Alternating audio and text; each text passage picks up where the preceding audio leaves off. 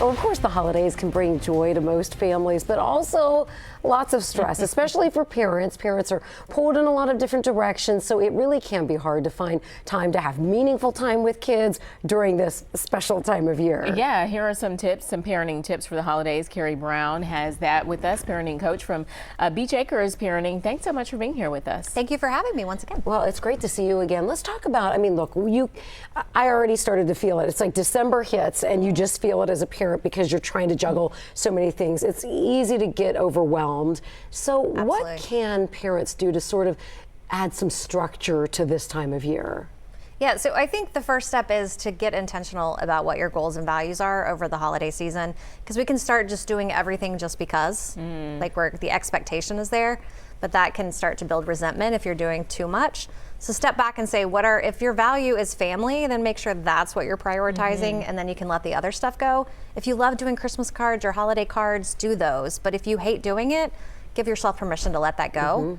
And help your kids understand like the value and goal behind that. I did that years ago. I just said, forget it. Everybody sees us on social media. That's they don't how need a card. I feel. Yeah. I know. I feel guilty sometimes when I get the really pretty cards in the mail, but I'm also like trying to get everyone coordinated to take the picture. It's a lot. And they complain the whole time. Yes. And then as a receiver of cards, what do I do with all of them every year? You look at it and you're like, they're so cute. Here's the junk drawer. Sorry. Recycling. You're better than me. You said junk drawer. Some go in the refrigerator. Yeah. Yes. It's So so give true. yourself permission to relax, basically, is what you're saying. Yes. I mean, we feel like we have to be the magic of the holiday spirit, but if you're stressed out, that's not magical. Yeah. All right. Well, the holidays, of course, can destroy routines.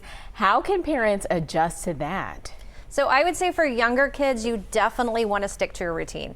I know that's really hard to do, and grandma's like, we never get to see him, keep him up until, later.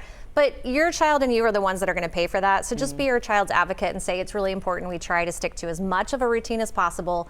Older kids, make sure to allow for that space and breaks and time with peers and ability to step away, because they start getting all the barrage of questions from the aunts and uncles. You've grown so much. What are you doing? And they start to get overwhelmed and check out.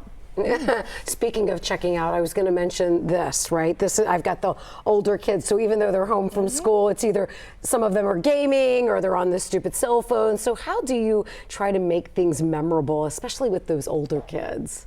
Yeah, the first one is ask them what their favorite traditions are. Because I was shocked by my children's answer. Like, I didn't expect, it's more simple things that we did versus the big things that I thought were so important. So ask, what is it that you want to make sure we get to do this holiday season?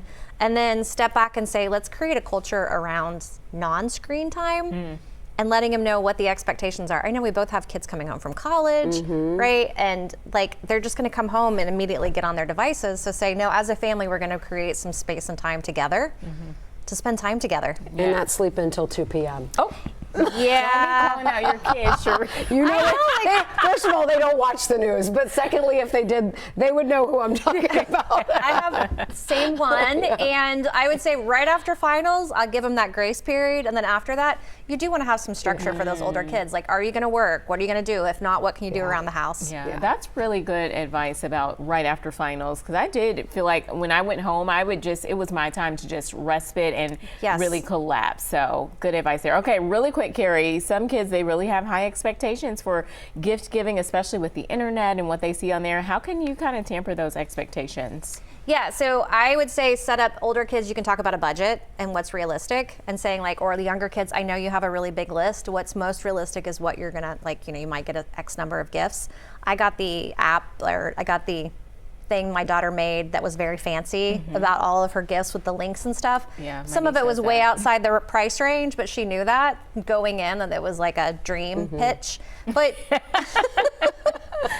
she's like, if just you in hit the lottery this week, Mom, here's my wish list. Right, which is great, but just saying like, hey, this is what to expect. And then as a parent, recognize your presence is more important than presents. Like, and I know it's so cheesy, but really kids would rather have you stress-free than worrying about making it the most perfect holiday season, because it's never perfect.